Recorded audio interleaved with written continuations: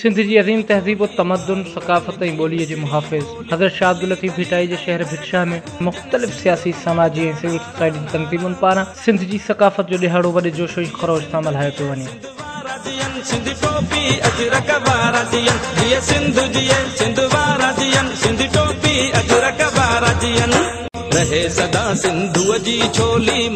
भिटशा में शागिर्दनि पारां रैलियूं कठी पंहिंजी अज़ीम सकाफ़त खे भेटा ॾिनी वई। Government Shah Latif primary school, Urdu man primary school, Hussain Shah primary school, government girls primary school ऐं लतीफ़ी मॉडल पब्लिक स्कूल पारां सकाफ़ती रैलियूं ऐं प्रोग्राम मुनक़िद कया विया, जिते शागिर्दनि टेबलोज़ पेश कया ऐं क़ौमी गीतनि ते रक़्स पिणु कयो।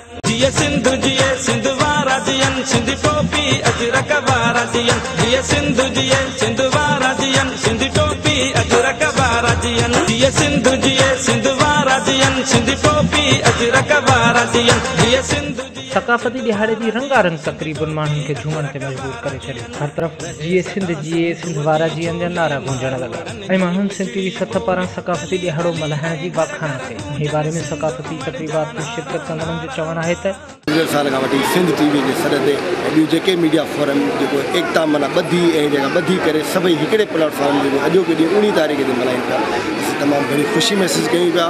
सिंध जी सकाफ़त खे उजागर करण लाइ हिननि जो जेको ई क़दम आहिनि ऐं हिननि जी जेका पाण में ॿधी आहे, इन ई मक़सद जे ख़ातिर असां लतीफ़ी मॉडल पब्लिक स्कूल तरफ़ां नंढा नंढा गुल जेके सिंधी माण्हू ऐं सिंधी सुहिणा जेके टोपियूं ऐं अजरकूं पाया आहिनि ऐं इहो असीं गॾु सिंध वासियुनि सां गॾु आहियूं। सिंध टीवी असां सां मतिलबु पंहिंजो किरदारु अदा कयो, उन लाइ असीं उन्हनि जो तमामु शुक्रगुज़ार आहियूं ऐं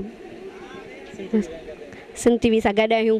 I love this Sindhi culture, particularly the Sindhi Ajrak and its colourful head pieces that are in fact prayer hats. It makes this country seem a very exotic and beautiful place for the people who visit from other countries.